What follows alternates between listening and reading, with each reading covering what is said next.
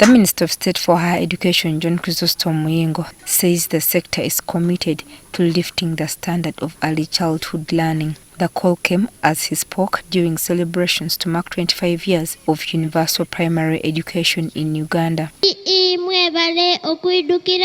The celebrations were organized by the Universal Primary Education Graduates Association Uganda at Kololo Ceremonial Grounds, with former Prime Minister Dr Uganda representing President Museveni at the event.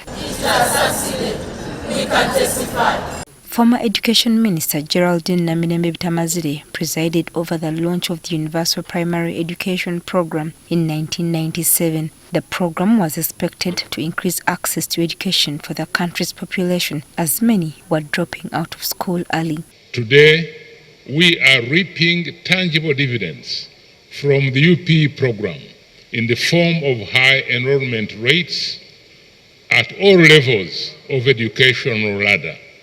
We celebrate the fruits of a foundation that was very well laid.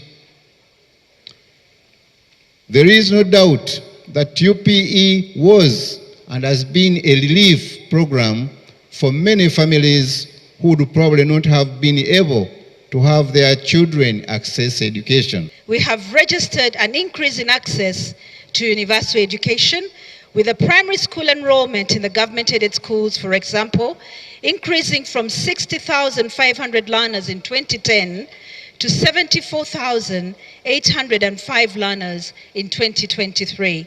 In the President's speech, Dr. Uganda emphasized that Uganda is shifting its education focus with priority placed on competency-based learning in order to have a skilled population. Government is focused on bridging the skills gap by reforming the old colonial school curriculum, which was more academic than vocational.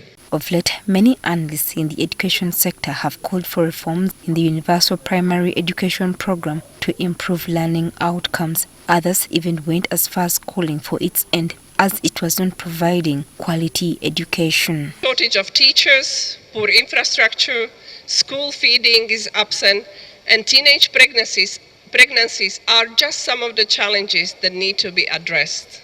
However, in acknowledging these voices, Dr. Muyingo says government is going to address them.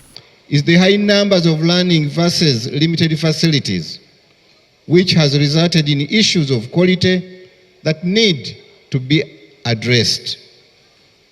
Government has developed a teacher policy to deal with this challenge and ensure that we have quality teachers for quality learning. In the same vein, education analysts have also been calling for government to integrate early childhood education into its education programs, noting that this sector had been abandoned.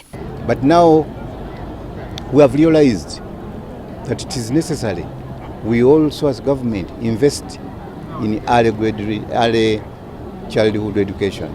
According to Muyingo, priority is going to first be placed on policy formulation around the teaching of learners at this level, as well as the training of nursery school caregivers, also known as nursery school teachers.